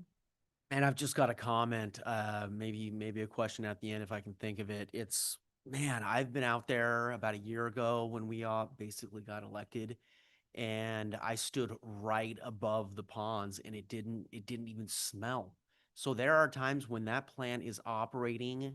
I mean, the time I went out there, it must have been just operating perfectly, because I was standing literally above the ponds on these like walkways, and you couldn't even smell it. There are other times, it's been more recently, and it has it comes and goes. But those times, like, if we can like anticipate them, to City Manager Cortez's point, get out in front of it and like figure out like a timetable as to how to educate the public. Like, oh, you know, we might be coming up against a smell here just because the aerator is going to be going on around Valentine's Day, and for 2 weeks it's just going to smell more because obviously we're aerating. It's just going to go out in the air. It's going to make an odor. We fixed just working together to avoid those situations where it just we're on our heels. So like working together, council, manager, and yourself to get out ahead of this so we can educate the public, about these problems. Okay, thank you, Councilmember Pache. Any questions or comments, Vice Mayor? Go ahead. But I just have a quick comment. So I always like to just try to think about or point out the positive aspects of these difficult situations that, we find ourselves in. And I think it's no coincidence that you happen to take on this role at this time, just like I feel like Anna is here and we, got elected this last year. Last year, I feel like was kind of like a shift and change for a lot of people, whether it's professional, personal, that kind of thing. And I think this is a really great opportunity for you to get creative. And, we'd be happy to work with you. You educate us, just use your imagination, whatever it is. We could use all the help that we can get. And we're here to help you. And, we need, our residents need us, like clearly, Right. I mean, just with the public, public comment, and so there's so much room for opportunity for growth and to change, to revitalize our town. And I'm really excited. So we're happy to have you. So thank you. Great, thank you for that. Okay, so this is what I'm just gonna do. Mr. Hernandez. And I'm like really sorry. I mean, I am so happy. I have to tell you that I did meet you while I was doing the tour, and I was very impressed with you. So I was really pleased to find out that you got this job. And yeah, you had to jump in to this enormous problem. So I really appreciate that. Thank you for working really closely to try to get on top of this right away, and for coming here and hearing like about this, really difficult problem, and as well as hearing from us in the public on all the issues, the complaints, the concerns, all of that. It's not an easy thing to just like, just start your new job with. I do want to summarize, and this is for Ms. Cortez as well. This is what I would expect from the both of you moving forward. So what I'd like is for you to be able to come back, and I think every council meeting, until we get some resolution on this, I would love to hear you come back and just give us incremental updates on what's happening. So, and tell me, Ms. Cortez, is that realistic to do that? Yes, it is, Madam Mayor. Thank you. And it doesn't, I don't mean that you need to come with this elaborate presentation, just simply updating on the progress and the challenges, right? Both of them, being absolutely transparent. So here's the things that I would like to see, and what I've heard from the other council members that I would like to be included in these updates. So you talked about the actions that are underway. So I want to continue to get updates on, are those actions continuing? Are we having to do other things? Are they working?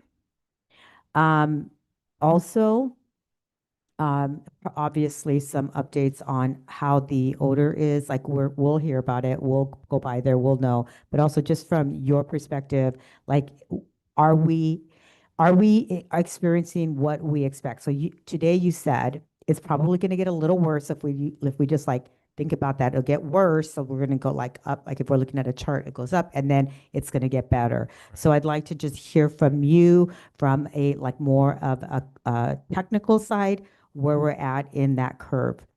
And so on the updates. The other thing is I do want to get more information on the health standards that are being measured when we draw the conclusion that there's no health and safety concerns, right? So what are we talking about when we say that? I do want to get some updates on the master plan. I'd also like to hear a little bit about maybe just like the details of what's involved in the master plan. And my ask that I asked earlier is I would like to see something in that plan that includes prevention. The costs related, so the impact fees, which portion of the impact fees come into a project like this? What does that equal to in actual numbers, dollar amounts? So if we can get that, I mean, that gives us a good sense, because we have talked about the need for increasing impact fees and all of that. This just gives us more information as we're continuing that kind of discussion of whether or not we want to do that, right? That just is more information. And then also, I think the seasonal issues. So we have this going on now. We have tomatoes in the summer. So any seasonal issues. What Mr. Tanasha, thank you, Mr. Tanasha, for talking about the reclaimed water. It is crucial for our farmers to be able to use the reclaimed water. It's not only, more efficient. We don't waste as much water because we're using reclaimed water. We don't have to get like brand new water. We can use that water. So something around like, is that improving our farmers being able to use that? So if that can also be part of the update.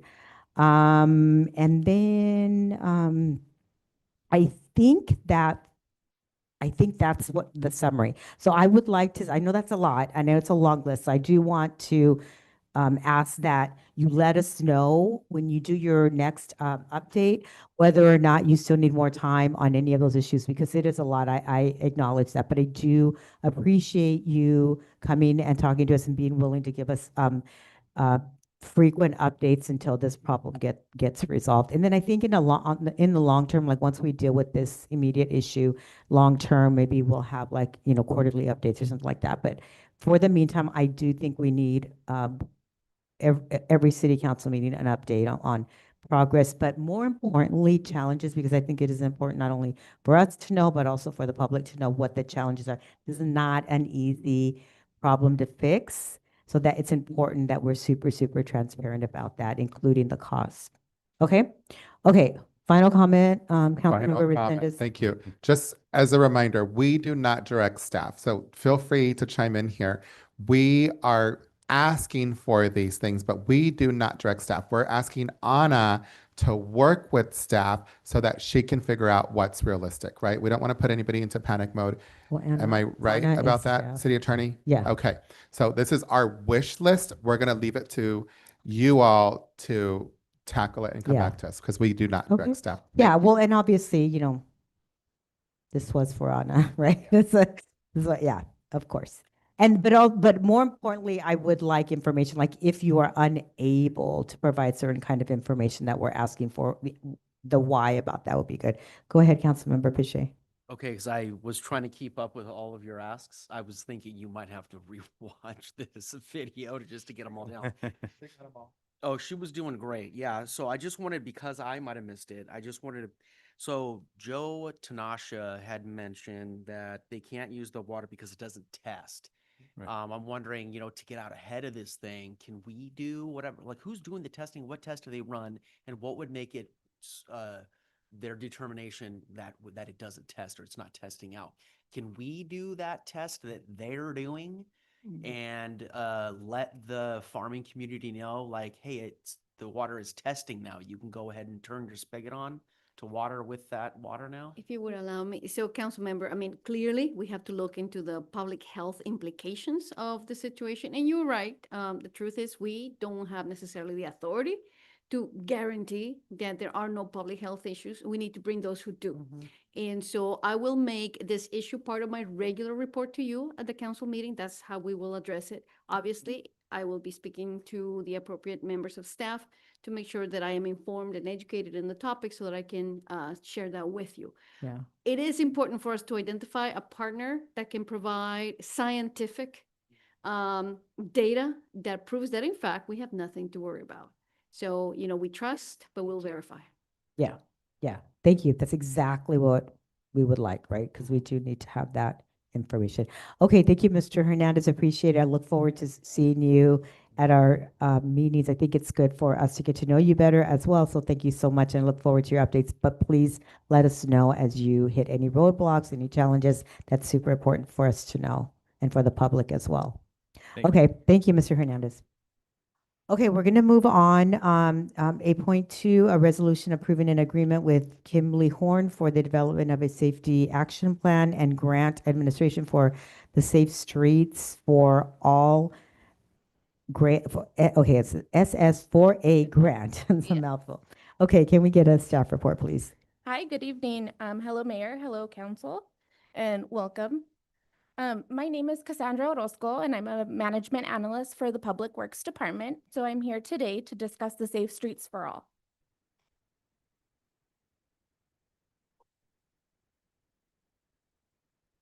Okay, so just a brief summary in regards to what the Safe Streets for All is.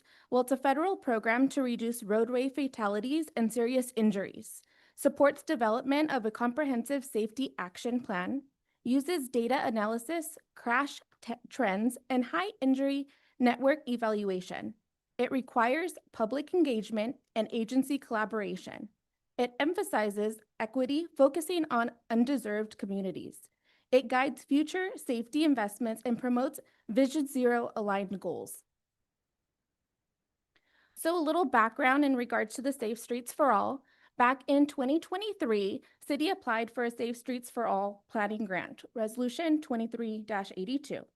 July 2024, the city accepted the award of a little over $1 billion of federal funds with an additional 270 from local match funds, bringing the grant to $1.35 million. Staff went out to bid through the RFP process and received 6 highly qualified proposals.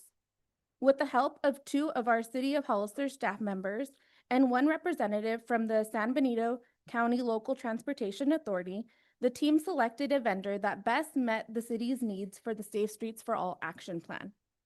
Our selected vendor, Kimberly Horn, brings 58 years of experience as a top-ranked planning and consulting firm with expertise in ADA compliance, pedestrian and bicycle safety, Vision Zero, action planning, capital project development, and grant support. The proposal cost $1.35 million with a tentative timeline of 15 months. So according to some of our 2024 Hollister Police Department annual report, there was 399 traffic collisions resulting in the city of Hollister between 2020 and 2024. So our next steps would be that staff work with our selected vendor, Kimley Horn, to develop an executive plan for city council adoption come June 2027, meeting all federal and state and local action plan requirements by focusing on locations with fatalities and serious injuries. So my recommendation today is that City Council approve the resolution to adopt an agreement with Kimley Horn to develop a safety action plan and provide grant administration and grant funding support for the Safe Streets for All grant. Thank you. Thank you. Thank you for that report, Ms. Orozco. Questions, comments from the council? This side. Okay, so do we have any public comment on this item? There are no public comments. For this. Okay, thank you. Bring it back. Any other, do you have a comment? No, okay. So can I then entertain a motion from someone on the dais? I move to adopt the resolution with an agreement with Kimley Horn to develop a safety action plan and provide grant administration for the SS4A grant. Thank you. Can I get a second? I'll second. Let's do a roll call vote on this one, please. Councilmember Pache, Aye. Councilmember Resendez, Aye. Vice Mayor Deanda, Yes. and Mayor Stevens. Yes. Motion passes 4-0. Okay, thank you for that. Thank you, Ms. Orozco. Okay, let's move on to 8.3, special event and banner permit fees. Can we get a staff report? Yes, so City Clerk Jennifer Woodworth brought this to you about a month ago. This is just kind of a recap of what the actual costs for street closure, actual costs to the city for various street closures. So I just wanted to give you a reminder of some of those different costs. And then the direction that was given by the city council at that meeting was to provide some more information to you, which was included in the agenda item, and then to that these would be phased in at a 10% cost. And so that's what was included in there, was that 10% implementation. So these are the actual costs of the city. And then this is what that 10% phasing in. Again, all of those that were listed, those are the example events that we had this current fiscal year, both already occurring and then planned for the upcoming months of this current fiscal year, and then what it would cost with the 10% implementation. Those were all nonprofit or government agency events, as 99% of ours are in the city of Hollister. And so that's why you're seeing it's 50% and then 10% of that, because we're charging 50% to our nonprofits and our government agencies. So that's what that number represents. So that's what those various fees are. And then again, some examples that I gave you last time. Total cost to the city for the high school homecoming parade, $59.80.91. The total proposed fee would be $448. Again, the 50% and then the 10% implementation. So this is for the first year. The Veterans Day, total cost to the city, $21.80.19, and then the proposed fee would be $258.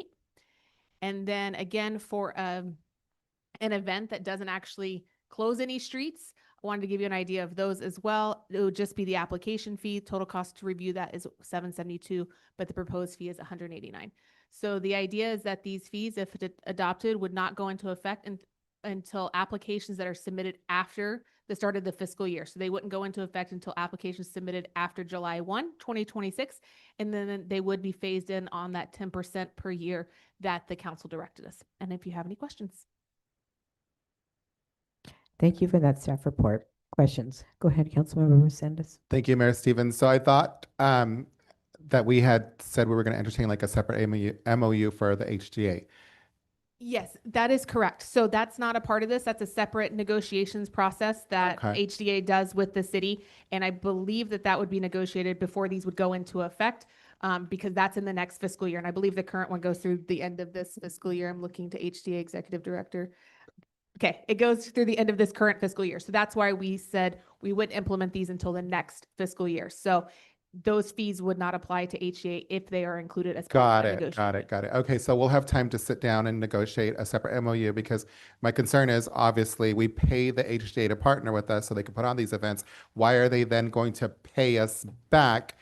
I understand there's a cost associated with it, but I just don't think it makes sense. And they bring so much value and have for a number of years. So I'm okay with as long as we enter into a separate MOU so that we can continue the lights on, the farmer's market, and all these other hometown feel events that we've done with HTA for years and years. Thanks. Okay, thank you. Other questions or comments? No. Okay, so yeah, I had a very same question, and so just process question now. So we have this. You said that the desire to do something a little bit different with the HDA would be a part of that, but that would be negotiated separately. So tell me the timeline. So then you will put like a draft policy together with this and then come back with that, including something that's specific to HDA? Is that how So- it would Yeah, move forward? absolutely. So these would be adopted, and so they have to be adopted for the full amount of, and then also for that nonprofit. So these would be adopted, they would be included in the city's fee schedule. These would go into effect July 1st, 2026. Entirely separate process would be the negotiations and the MOU with the Hollister Downtown Association. And so that's a process that's usually gone through the city manager's office and having those negotiations. These fees are not the only fees that they have to pay to the city. There's various inspection fees and other things like that. Those are separate from the public event permit fees, which is what this is. So city manager's office, I'm sure, would be moving forward with negotiations for that and then would include this as part of it at the city council's direction. Okay, thank you for that. So then, is it then, something that will be included as part of the contracts? If we have a contract with HGA, and they're serving the public, with using that contract as the basis of their service, so then would then that be a part of that, or would that be a separate agreement? What would that look like? Not being involved in the negotiation processes before, I can't speak directly to it, but I believe that you would include it in your negotiation for that contract. I know there's currently Okay. funds in that contract to pay the city, and it's more of an accounting thing of, yes, we pay them and then they pay us, but then it's also, kind of trying to keep some of those lines very clean and separate on it. But you could include that in the negotiation process with your MOU with them. And do you know, is it an annual MOU that we, Omar? It is. Yes, It's it's annual. annual. Okay. Thank Okay, you, good. Omar. Okay, so then I think that will be timely if the fees are going to be increased at the beginning of the fiscal year, then Right. it may, hopefully that it'll be about the same. Okay, that's all I have. Okay, so I'm going to move to public comment on this item. No speakers present for this item. Okay, back to the dais. Any other final questions or comments on this item? What would we like to do moving forward? Can I get a motion, or do we want to make anything? I don't know. anything- Do we vote on this? Yes, it is a resolution. Oh, We okay. did I'll include- move to adopt. Can I get a second, please? I'll second. So it's a roll call vote on this one as well. Okay, Councilmember Pache, Aye. Councilmember Resendez, Yes. Vice Mayor Deanda, Yes. and Mayor Stevens. Yes. Motion passes 4-0. Thank you. Okay, thank you. And then we're moving along to our committee assignment. So this is when any council member will be reporting on any ad hoc standing committee that they are a part of. So let me check. On this side, I'll go down the road. Mr. Nothing, Ms. Councilman, appreciate anything to report? I might need a little bit of help from the interim city manager, but we were at the former redevelopment agency. Maybe you can help. Oh, it's Successor the agency it's the to- oversight board to the successor agency of the former redevelopment agency. I think that's all the words in the right order. Yeah. You got it. I can't remember why it was so hard to remember that. But Jim, can you, Mr. Pia, remind us what we passed, like a budget? I should have taken better notes. Yeah, there were two meetings while he's walking. Well, One on just the the 20, one one on was the the major 13th and one on the It's about- 26th. We passed our annual budget. and I was The just wondering first if you one could on the- remind us what that was called. Yes, that we first passed the obligation from the State Finance Department, the actual budget. And then the last meeting, based on the direction and the input from Jennifer and her attorneys, based on one specific case and how the attorney's fees were going to be adjudicated, it had to start at the body so that Hollister can be paid back. And that's happened as well. Those are the two items. Thank you for reporting out on my behalf. Yeah. Okay, yeah. Thank you. We always need help up here on the dais. Anything to report, Vice Mayor? Nothing to report. Okay, so I have a couple things. We had Tourism Advisory Committee last week. That's one of my favorite committees that I'm on. It's a great thing for us to do to promote tourism, bring dollars in. So that's the goal of that group. So we continue to work on stuff related to Hollister being gateway to Pinnacles that I reported on about a month ago, where we've adopted that as sort of like our motto, like we are gateway. Home is our friends in Soledad who have the west side entrance of Pinnacles. They adopted home of the Pinnacles, so we could not take that. And we tried, believe me, and they would not give it up. So we're a gateway to Pinnacles. So the goal of that is to just use that as a brand for our city, to entice people to come here, to stop in our city in San Juan Bautista, throughout the county, when they are going to Pinnacles. So continuing that work, Visit San Diego reported on what they're doing, and they're working also on their organization and their partnerships with other visit communities to update their website, to put out material that promotes what's going on in San Benito County.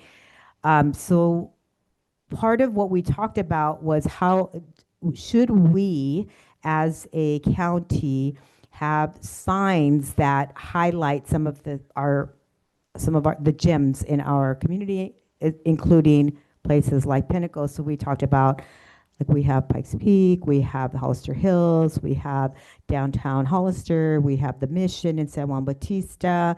We go on and on and on, all the little gems, especially the hidden gems that unless you live here, you probably don't know about. So we are working on a plan to have a special design for signs that will help to highlight these sites, as well as directions to like how to get there. So like if you can think of other cities that you go to, they'll have a little sign that has a pointer that says you go this way to go to the movie theater, you go this way to go to some museum. So we're working on doing something like that. So in about a month, we'll be coming back with ideas for how we're going to move forward with that plan. The thoughts will be we might be doing it in phases because it will require some funding, and so we're doing some research on where to get that funding. But that's pretty exciting. I'm hoping that we see that. What we also think we're going to be doing, this is another idea. We will be doing a workshop and inviting the public to come out and talk about what are the places that we want to highlight and how do we want to do it through our signage, as well as how do we partner with some private organizations to help us to pay for some of that. So I will be reporting more on that. But again, this is in the continued effort to promote tourism in Hollister, San Juan Bautista, and the county. So that's tourism. Two other things I just want to highlight, not that we've had the meetings, but on Thursday, we will have the fire advisory committee. So I'll have a report on that, and Councilmember Resendez will be joining me on that one. And so we'll come back with information as we continue to work with our fire department on plans to move to a district and other things. So we'll be talking about that. And then also, Vice Mayor DeAnda and I are both ad hocs to the Animal Services Group, and so we will have a meeting in March with that group to talk about some of the issues that have arisen around animal services, and so we'll come back with a report after that meeting. Okay. That's my report. Councilmember Resendez, you have one last It thing? is, I think you got it backwards. We are now the home of the Pinnacles National Park. Soledad, Kingston, that's always been the gateway. Yeah, they've always been the gateway. So now Did I get that wrong? I Seriously? think you got it backwards. So it's even better if you ask me. We're considered the home of Pinnacles National Park. We'll You're get it right. It's absolutely new. right. Thank you so It's much. new as of January 2023. You're absolutely right. I am Yeah. so sorry for that mistake. That's Yeah, okay. we're the home, not the gateway. Soledad is the gateway. Thank you. Okay. So let's move on. Council reports. I'm sorry, city manager report. Sorry. Good evening. Thank you, Madam Mayor and council members. I want to begin by expressing my sincere gratitude for the opportunity to serve as your city manager and for the very, very warm welcome that I have received from council, staff, members of the community, my neighbors, potential landlords. Over the next month, my primary focus, probably months actually, my primary focus will be listening and learning, meeting with employees, regional partners, key stakeholders to better understand the organization, how we operate, and our community priorities. The transition period is intentionally guided by best practices, and I would say 90% of my transition will be guided by the first 90 days, by the book, the first 90 days, which is excellent. And I think that it guides me into having a thoughtful onboarding process, ensuring continuity of services, and setting a strong foundation for long-term success. As I step into this role, it is important for me to learn to appreciate our processes, whether they work or not work. It is good to appreciate and to understand the organizational culture and appreciate what is working well, and as well where there may be some opportunities for improvement. Out of tonight's meeting, clearly a priority will be to outline a plan for addressing the permitting process. I am very grateful that the community came and voiced their concerns, and I will work closely with Mr. Powell to outline an inclusive process to determine how we will change our customer service approach, our permitting steps, and most importantly, how do we become part of the solution, not the problem. It is not about blaming. It is not about finding fault. It is about how we move forward, how do we improve, and how we add value to folks who are trying to do business in our city. I think it will be very important for us to publicly validate the comments we received tonight. I will reach out to each of you and have some conversations about potential next steps. I think tonight's attendance sends a strong message, and therefore it needs a response. And so we will be very thoughtful about how we respond, and in doing so, focus on how we can improve. How we got here, it's important, but it's more important to know where we're headed. So thank you so much. Thank you for that, and I appreciate it.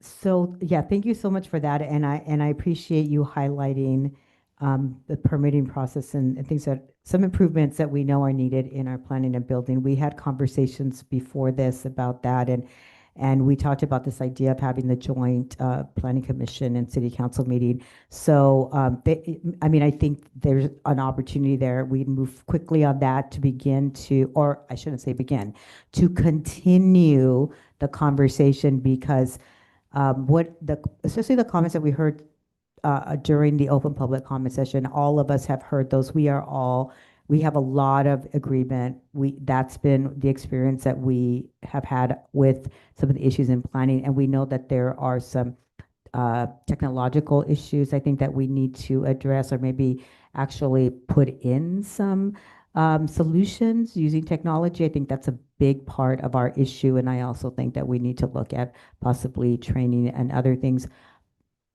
also our systems. But I think that I'm really glad that we're starting. This is like I think what Vice Mayor Deanda mentioned earlier.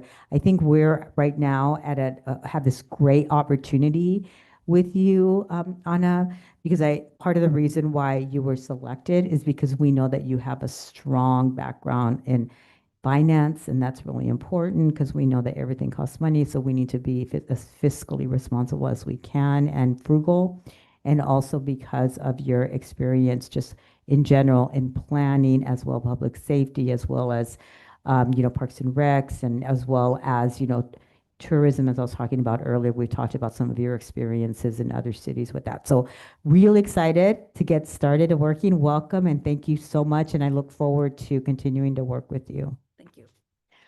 Okay, so I'm going to go one step back because I realized that I skipped over the future agenda items, 9.2.1. And so this is just the one we're going to do a quick thumbs up. This will be like on our agendas in the next city council meeting or the following, well, or at least soon. So first one is an informational presentation on shields and I think it's RMS. I don't think there's an I in that. Records management system, and this is through our police department. And the reason that I put this on here, first of all, I just want to, I would be remiss if I did not acknowledge the really, really dangerous incident that occurred about a week and a half ago, where we had to close down some of our streets after a car was hijacked, and there was exchange of gunshots with the person who stole the vehicle and who was hijacking the perpetrator of this crime. I just want to acknowledge and thank our police department for the way that they responded. They were super professional. Everybody was safe. Nobody was harmed. We know that San Jose, they did have injuries, and our hearts go out and our prayers go out to the officer that was harmed in that incident. We were very, very fortunate that all of our officers were safe, as well as our community. So part of that includes the reason that they were able to do that is their training, and so that's why the SHIELD program, I put that in here because I want to better understand what goes into their training, and also because we know that it can be very dangerous, and I think it's just better for all of us to be informed. Also, it gives us a better sense of how we can help in any way to improve our law enforcement response, and understanding how their records are maintained is also part of that, because we're not sure how that happens. Like, what is the process for when somebody gets arrested and it goes through that process? So that's the reason why I have this as an agenda item request. Okay, and I went out on a little tangent, but I just need a thumbs up if you're okay with asking that we get a presentation on the SHIELDS and the RMS programs from our police department. Okay, thumbs up, thumbs up, thumbs up. Okay, next item for request is the sewer update. This is from Councilmember Resendez. So I don't know if we need that now that we're going to have the regular updates, but I'm going to let you speak on that. Thanks. Yeah, I put it in, and then city manager notified me that they were going to have it on this agenda. So I think it's a moot point, and it sounds like if the city manager works with staff, we're going to have regular updates on it. So I'll Okay. rescind my request. Okay, Thank- so we're leaving it on your hands, Anna. Okay, all right. Okay, so good. I think we are done now, and I think we're done. So we're gonna go ahead, Councilmember Boucher. We just thank Jim Pia for getting us through this interim period. You did a fantastic job. Appreciate you giving me your phone number so I can call you and take you out to lunch here pretty soon. Thank you. Yeah. Appreciate you. Thank you so much. Yeah, thank you for that, because we do have cake, right? We have cake. So those of you that are here, stay here, because we're gonna bid a dear farewell to Mr. Pia, and for the great job that he did for the last few months, and a welcome to Ana as our city manager, Ms. Cortez.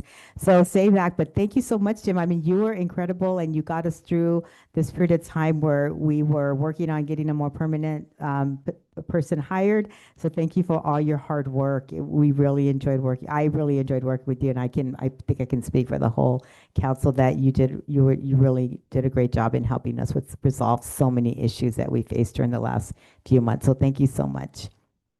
Okay, and yeah. So let's eat cake, right? Let's go.